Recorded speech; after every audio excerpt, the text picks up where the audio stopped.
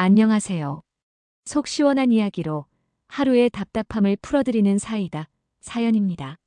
오늘도 우리 주변에서 일어난 한 사람의 진솔한 이야기를 함께 들어볼까요? 오늘 사연은 평택에 거주하시는 50대 남성분께서 보내주셨습니다. 이분에게는 어떤 사연이 있었길래 이렇게 편지를 보내주셨을까요? 그럼 바로 사연 들려드리겠습니다. 구독과 좋아요 부탁드립니다. 저는 올해 58입니다. 작은 무역회사에서 격리 일을 하며 30년을 한결같이 살아왔습니다. 아침 7시에 일어나 출근하고 저녁 6시면 집에 돌아와 아내가 차려준 저녁을 먹는 그런 평범한 삶이었습니다. 자식들은 이미 다 독립했고 아내와 둘이 사는 삶이 외롭지는 않았습니다. 오히려 조용하고 편안했습니다. 그날도 평범한 금요일이었습니다. 퇴근하고 집에 들어서는데 현관에 낯선 신발 2켤레가 놓여 있었습니다. 거실로 들어가니 아내가 어색한 미소를 지으며 저를 맞이했습니다. 소파에는 50대 초반쯤 되어 보이는 부부가 앉아 있었습니다. 아내가 소개했습니다. 자기 고모의 손자 사위라고 했습니다. 제가 이름도 들어본 적 없는 먼 친척이었습니다. 그 부부는 사업을 새로 시작하려고 서울에 올라왔는데 당분간 집을 구할 때까지만 신세를 지겠다고 했습니다. 일주일 정도면 될 거라고 했습니다. 저는 불편했습니다. 솔직히 말하면 상당히 거북했습니다. 하지만 아내의 친척이라는데 어떻게 안 된다고 할 수 있겠습니까? 게다가 일주일이면 곧 떠날 사람들이니 참을 만하다고 생각했습니다. 그때만 해도 저는 이것이 제 인생을 뒤흔들 사건의 시작인 줄 몰랐습니다. 첫날 저녁, 그들은 저희 부부와 함께 식사를 했습니다. 남자 쪽은 사업 이야기를 열심히 했고, 여자 쪽은 아내와 친척 이야기로 꽃을 피웠습니다. 저는 그저 고개만 끄덕이며 밥을 먹었습니다. 식사 후 설거지를 하려는데 그들이 안방으로 들어가는 게 보였습니다. 우리 부부가 쓰던 방이었습니다. 아내가 미안하다는 표정으로 제게 말했습니다. 우리는 작은 방을 쓰자고 했습니다. 그날 밤 낯선 작은 방에서 잠을 청하는데 복도 너머로 그들의 웃음소리가 들렸습니다. 제 안방에서 들리는 낯선 사람들의 소리였습니다. 뭔가 기분이 이상했습니다만 일주일이면 끝날 일이라고 스스로를 달랬습니다. 일주일이 지났습니다. 그런데 그들은 떠날 기미를 보이지 않았습니다. 집 구하는 게 생각보다 어렵다고 했습니다. 조금만 더 있겠다고 했습니다. 저는 아내에게 언제까지 있을 거냐고 물었지만 아내는 그저 곧 나갈 거라며 이해해 달라고 했습니다. 그러면서 이상한 일들이 하나둘씩 생기기 시작했습니다. 제가 주말에 먹으려고 사둔 과일이 사라져 있었습니다. 냉장고를 열었더니 제가 모르는 반찬들이 가득 들어차 있었습니다. 제가 좋아하던 요구르트 자리엔 그들이 사온 음료수가 자리를 차지하고 있었습니다. 어느 날 저녁 퇴근하고 집에 왔는데 거실이 난장판이었습니다.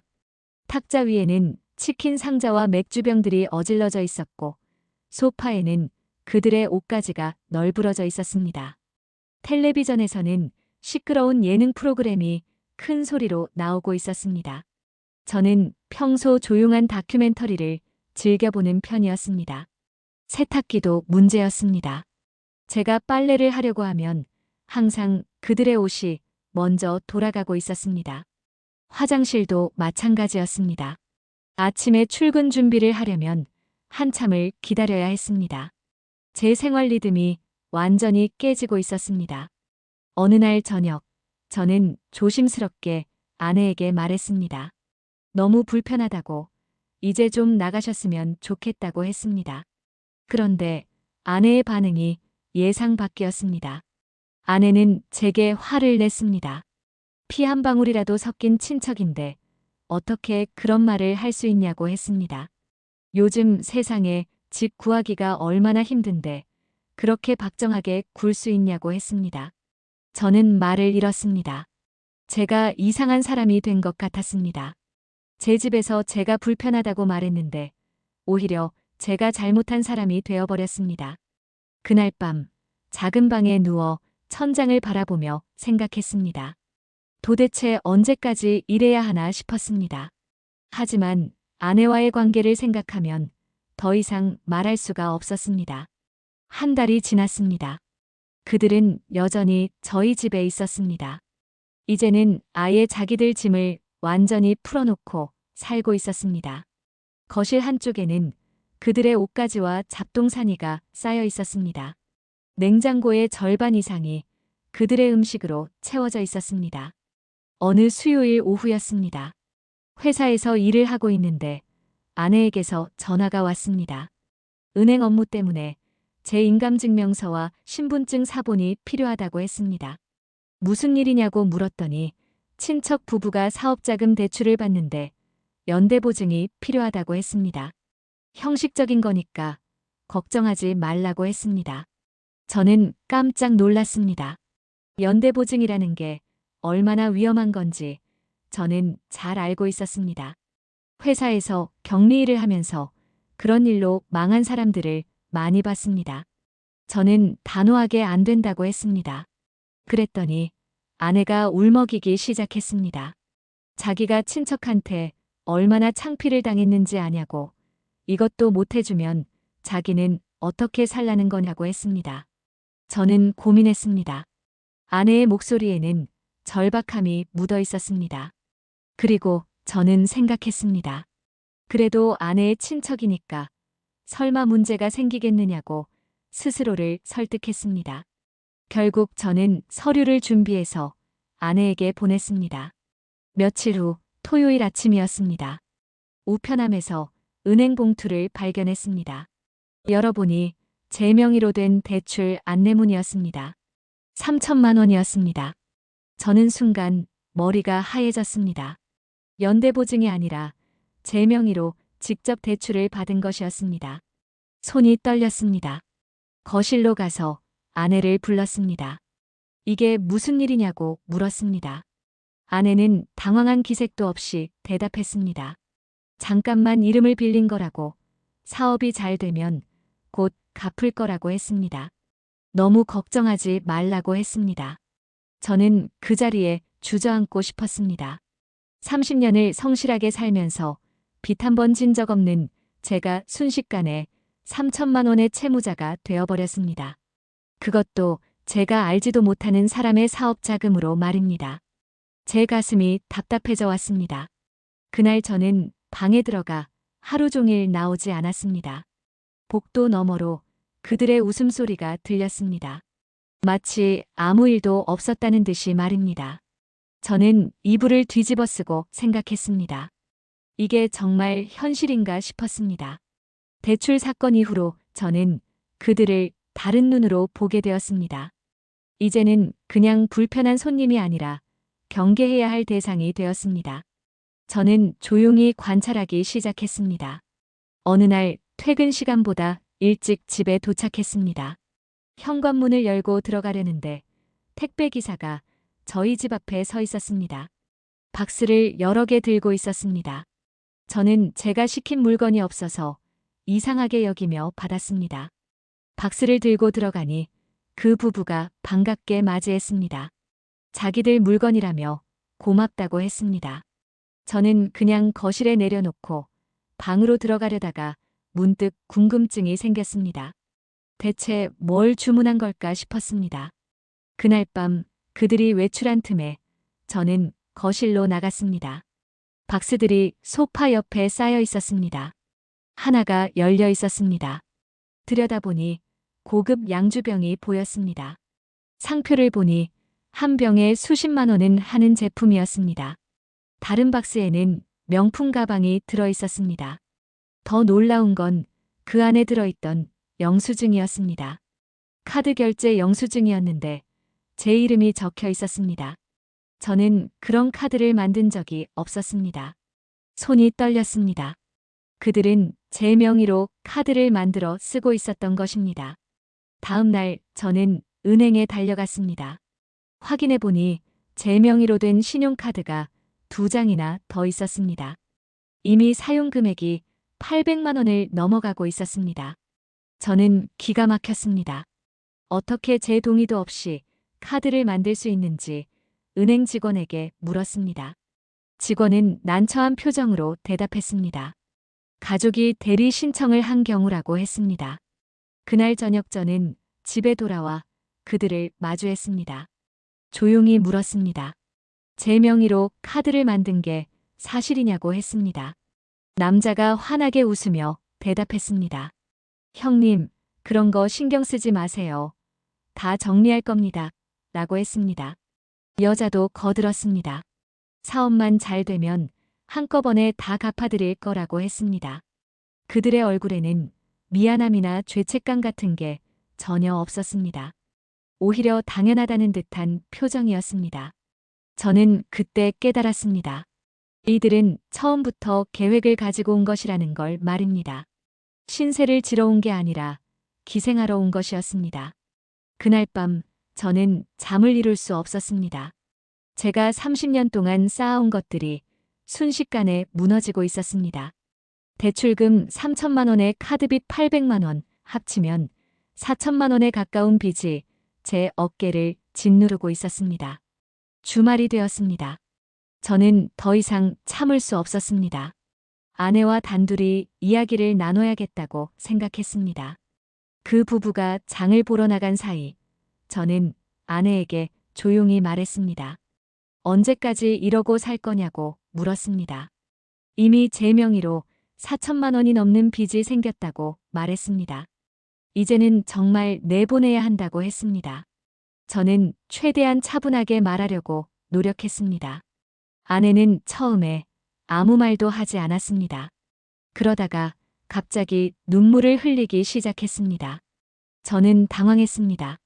제가 뭔가 잘못 말한 건가 싶었습니다. 그런데 아내의 다음 말에 저는 완전히 얼어붙고 말았습니다.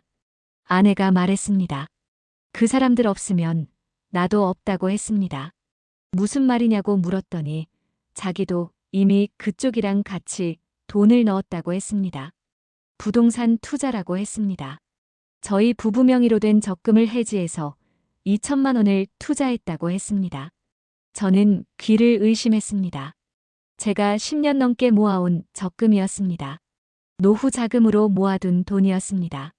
그 돈을 제 허락도 없이 해지했다는 것이었습니다. 저는 목소리를 높였습니다. 어떻게 그럴 수 있냐고, 그게 누구 돈인데 마음대로 쓰냐고 했습니다. 아내도 목소리를 높였습니다. 부부 공동명의니까 자기도 쓸 권리가 있다고 했습니다. 그리고 이건 투자라서 나중에 몇 배로 불어날 거라고 했습니다. 오히려 저보고 고마워해야 한다고 했습니다. 저는 기가 막혔습니다. 30년을 함께 산 아내가 낯설게 느껴졌습니다. 이 사람이 정말 제가 아는 그 사람이 맞나 싶었습니다. 저는 물었습니다. 투자 계약서라도 있냐고, 영수증은 받았냐고 했습니다. 아내는 말을 더듬었습니다. 그냥 믿고 맡긴 거라고 했습니다. 친척인데 뭘 그렇게 따지냐고 했습니다. 저는 그 순간 모든 게 끝났다는 걸 느꼈습니다. 제 아내가 제 편이 아니라는 것을, 오히려 저를 이용하는 그들의 편에 서 있다는 것을 깨달았습니다. 저는 더 이상 아무 말도 하지 않았습니다. 무슨 말을 해도 소용없다는 걸 알았기 때문입니다. 방으로 들어가 문을 닫았습니다. 침대에 앉아 머리를 감싸 쥐었습니다. 제 인생이 송두리째 흔들리고 있었습니다. 그 일이 있은 후로 집안 분위기가 완전히 바뀌었습니다. 아내는 저를 피했고 그 부부는 더욱 노골적으로 집을 차지했습니다. 이제는 제가 손님이 된 것 같았습니다. 아니, 손님만도 못한 존재가 되어버렸습니다. 거실은 완전히 그들의 공간이 되었습니다. 퇴근하고 집에 오면 항상 그들이 거실을 차지하고 있었습니다. 텔레비전은 시끄러운 오락 프로그램만 틀어놓고 바닥에는 과자 부스러기와 음료수 캔들이 널려 있었습니다.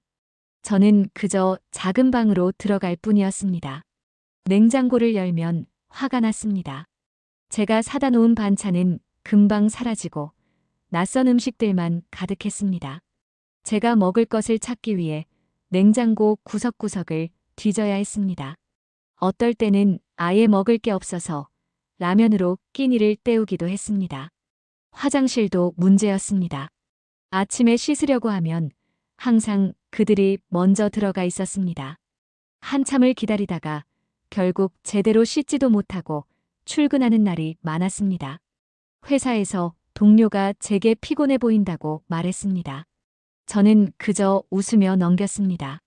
제 집에서 이런 꼴을 당하고 있다고 말할 수가 없었습니다. 어느 날은 새벽에 깼습니다. 목이 말라 물을 마시러 나갔는데 거실에서 웃음소리가 들렸습니다. 조심스럽게 문을 열고 보니 그 부부가 술을 마시고 있었습니다. 제 술장에 있던 비싼 위스키를 마시고 있었습니다. 제가 특별한 날을 위해 아껴두던 술이었습니다. 저는 아무 말도 하지 않았습니다. 이제는 말해봤자 소용없다는 걸 알았기 때문입니다. 그냥 물 한 잔 마시고 방으로 돌아왔습니다. 침대에 누워 천장을 바라봤습니다. 제 인생이 이렇게까지 무너질 수 있다는 게 믿기지 않았습니다. 회사에서도 일이 손에 잡히지 않았습니다. 자꾸 실수를 했고 상사에게 주의를 받기도 했습니다. 30년 동안 한 번도 지적받은 적 없던 제가 말입니다. 점심시간에도 혼자 있고 싶었습니다. 동료들과 어울리는 게 힘들었습니다. 퇴근 시간이 되면 발걸음이 무거워졌습니다. 예전에는 집에 가는 게 기다려졌는데 이제는 집에 가기가 두려웠습니다. 어떤 날은 회사 근처 카페에서 시간을 보내다가 늦게 들어가기도 했습니다. 집보다 카페가 더 편안했습니다. 주말에는 차를 끌고 나가 혼자 시간을 보냈습니다. 공원에 차를 세워두고 멍하니 앉아 있었습니다. 어떤 날은 차 안에서 잠을 자기도 했습니다. 집에서 자는 것보다 차에서 자는 게 더 편했습니다. 적어도 차 안에서는 제가 주인이었으니까요. 저는 점점 고립되어 갔습니다. 가족도 없고 집도 없는 사람이 되어가고 있었습니다. 제가 평생 쌓아온 모든 것들이 서서히 무너지고 있었습니다. 어느 일요일 오후였습니다. 저는 차 안에서 멍하니 앉아 있었습니다. 한강 다리가 보이는 주차장이었습니다. 차 밖으로 사람들이 지나다녔습니다.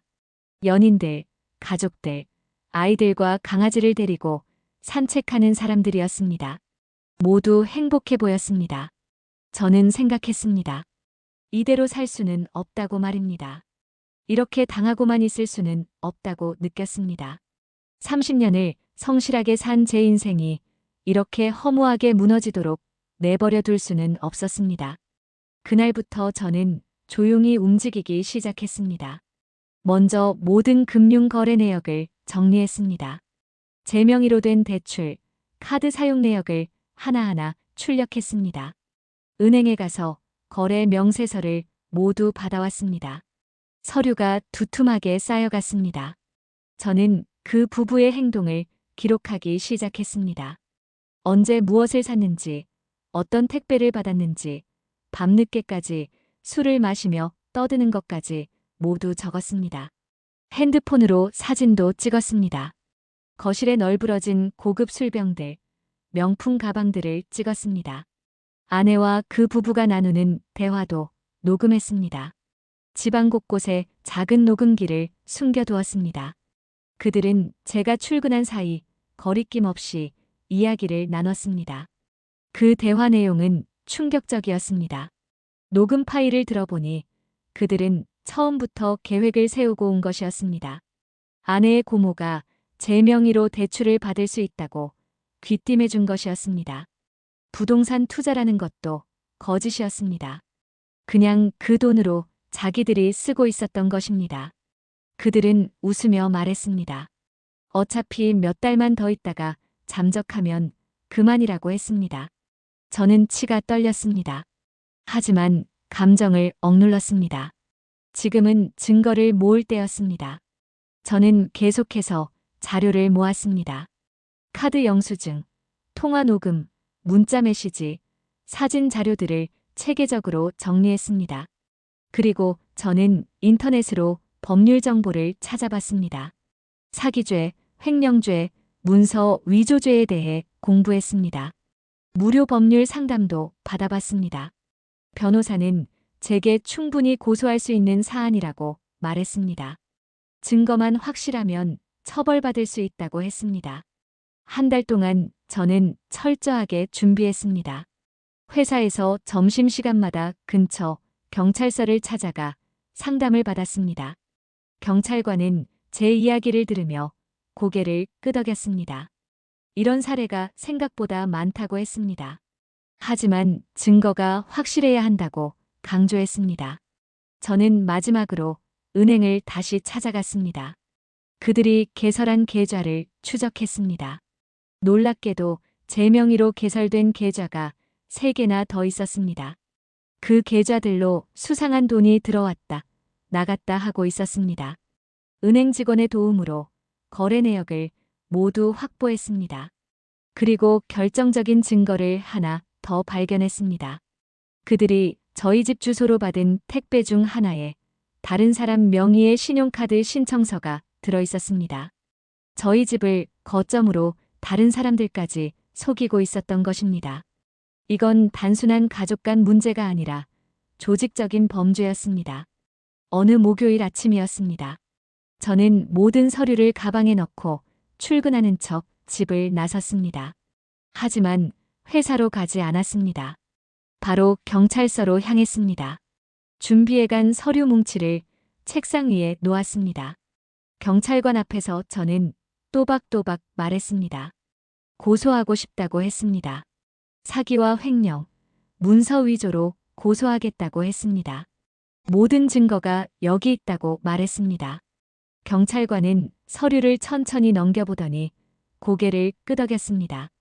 충분하다고 했습니다. 바로 조사를 시작하겠다고 했습니다.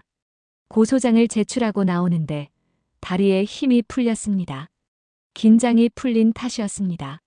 경찰서 앞 벤치에 앉아 한참을 그렇게 있었습니다. 하늘을 올려다봤습니다. 구름이 천천히 흘러가고 있었습니다. 오랜만에 하늘이 이렇게 넓어 보였습니다. 그날 저녁, 저는 평소처럼 집에 돌아갔습니다. 아무 일 없었던 것처럼 행동했습니다. 저녁을 먹고 방으로 들어갔습니다. 하지만 그날 밤 저는 오랜만에 깊은 잠을 잤습니다. 악몽 같던 시간이 곧 끝날 거라는 예감이 들었기 때문입니다. 사흘 후 금요일 오후였습니다. 회사에서 일을 하고 있는데 경찰서에서 전화가 왔습니다. 오늘 오후에 그 부부를 소환 조사할 예정이니 저도 참고인으로 출석해 달라고 했습니다. 저는 조퇴를 내고 경찰서로 향했습니다. 경찰서 복도에서 그 부부를 마주쳤습니다. 그들의 얼굴은 창백했습니다. 저를 보자 남자가 다가와 말했습니다. 형님, 이게 무슨 일이냐고, 우리가 한 가족 아니냐고 했습니다. 저는 조용히 대답했습니다. 우리는 가족이 아니라고, 저는 그저 당신들에게 이용당한 피해자일 뿐이라고 말했습니다. 조사는 길게 이어졌습니다. 제가 준비한 증거들이 하나씩 확인되었습니다. 대출 서류, 카드 사용 내역, 녹음 파일, 계좌 거래 내역이 모두 제출되었습니다. 조사관은 그들을 엄하게 추궁했습니다. 그들은 변명을 늘어놓았지만 명백한 증거 앞에서 결국 사실을 인정할 수밖에 없었습니다. 경찰은 그들이 저희 집을 거점으로 다른 피해자들도 만들었다는 사실을 밝혀냈습니다. 제 명의로 개설된 계좌로 다른 사람들을 속여 돈을 받아낸 것이었습니다. 피해 금액은 제 것까지 합치면 1억 원이 넘었습니다. 이건 명백한 조직 사기였습니다. 그날 밤 저는 집에 돌아갔습니다. 아내는 소파에 앉아 울고 있었습니다. 저를 보자 소리를 질렀습니다. 어떻게 친척을 경찰에 신고할 수 있냐고. 이제 자기는 친척들 앞에 얼굴을 들 수 없다고 했습니다. 저는 담담하게 말했습니다. 그들은 친척이 아니라 사기꾼이었다고 했습니다. 당신도 그들에게 이용당한 거라고 말했습니다. 하지만 아내는 제 말을 듣지 않았습니다. 저를 원망하며 울기만 했습니다. 그날 밤 저는 결심했습니다. 이 결혼 생활도 끝이라는 것을 말입니다. 더 이상 함께 살 수 없다는 걸 깨달았습니다. 아내는 끝까지 제 편이 되어주지 않았고 오히려 저를 배신했습니다. 용서할 수 없었습니다. 다음 날 저는 이혼 상담을 받으러 갔습니다. 변호사는 재산 분할과 위자료 문제를 설명해 주었습니다. 저는 조용히 절차를 밟기 시작했습니다. 아내는 처음에 반대했지만 결국 받아들일 수밖에 없었습니다. 그 부부는 결국 구속되었습니다. 사기죄와 횡령죄로 기소되었고 재판이 진행되었습니다. 재판 과정에서 더 많은 피해자들이 나타났습니다. 그들은 전국을 돌아다니며 같은 수법으로 사람들을 속여왔던 것입니다. 결국 그들은 각각 징역 3년을 선고받았습니다. 제 대출금과 카드 빚은 피해 보상 절차를 통해 일부 돌려받을 수 있었습니다. 물론 전액을 회수하지는 못했습니다. 하지만 적어도 파산하지는 않았습니다. 회사에 사정을 설명하고 급여의 일부를 떼어 조금씩 갚아나가기로 했습니다. 이혼은 6개월 만에 성립되었습니다. 재산은 반반으로 나눴습니다. 집은 팔아서 정리했습니다. 저는 작은 원룸을 얻어 이사했습니다. 30년을 함께 산 가정이 그렇게 끝났습니다. 그로부터 6개월이 더 흘렀습니다. 어느 토요일 저녁이었습니다. 저는 새 보금자리인 작은 원룸에서 혼자 저녁을 먹고 있었습니다. 간단히 끓인 된장찌개와 밥이었습니다. 예전 같았으면 초라하다고 생각했을 식사였지만 지금은 달랐습니다. 식사를 마치고 설거지를 했습니다. 깨끗하게 정돈된 작은 부엌이 눈에 들어왔습니다. 거실로 나와 불을 켰습니다. 작은 공간이지만 모든 것이 제 것이었습니다. 아무도 제 물건을 함부로 쓰지 않았고 아무도 제 공간을 침범하지 않았습니다. 창밖을 내다봤습니다. 도시의 불빛이 반짝이고 있었습니다. 저는 소파에 앉아 조용히 커피를 마셨습니다. 텔레비전을 켜지 않았습니다. 그저 고요함을 즐겼습니다. 이 조용하고 평화로운 시간이 얼마나 소중한지 이제는 알게 되었습니다. 지난 1년 반을 돌아봤습니다. 지옥 같은 시간이었습니다. 제가 평생 쌓아온 모든 것이 무너지는 것을 지켜봐야 했습니다. 가족이라고 믿었던 사람들에게 배신당하고 제 집에서 쫓겨나다시피 했습니다. 하지만 저는 견뎌냈습니다. 포기하지 않고 싸웠습니다. 비록 많은 것을 잃었지만 제 자존심만큼은 지켜냈습니다. 그리고 지금 저는 다시 시작하고 있습니다. 비록 작은 원룸이지만 온전히 제 공간입니다. 빚은 아직 남아있지만 조금씩 갚아가고 있습니다. 회사 동료들은 제가 많이 밝아졌다고 말합니다. 예전처럼 웃을 수 있게 되었다고 합니다. 저도 느낍니다. 무거운 짐을 내려놓은 것 같다고 말입니다. 더 이상 집에 가기가 두렵지 않습니다. 오히려 퇴근 시간이 기다려집니다. 물론 외로울 때도 있습니다. 30년을 함께 산 사람과 헤어진다는 건 쉬운 일이 아닙니다. 때로는 혼자 저녁을 먹으며 쓸쓸함을 느끼기도 합니다. 하지만 그 외로움보다는 지금의 평화가 더 소중합니다. 저는 배웠습니다. 가족이라는 이름 아래 모든 걸 참아야 하는 건 아니라는 것을 말입니다. 잘못된 것에 대해서는 싸워야 한다는 것을 깨달았습니다. 성실하게 산다는 게 당하고 사는 것을 의미하지는 않는다는 걸 알게 되었습니다. 요즘 저는 작은 취미를 하나 시작했습니다. 주말마다 근처 공원을 산책합니다. 예전에는 시간이 없어서 못했던 일입니다. 산책을 하면서 계절이 바뀌는 걸 느낍니다.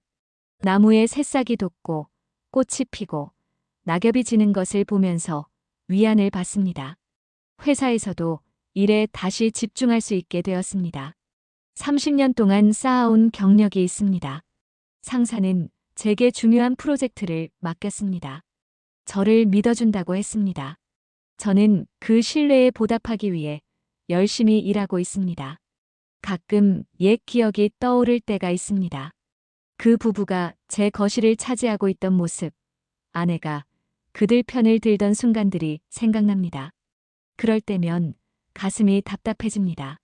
하지만 이제는 그 감정에 휘둘리지 않으려고 노력합니다. 지나간 일은 지나간 것이니까요.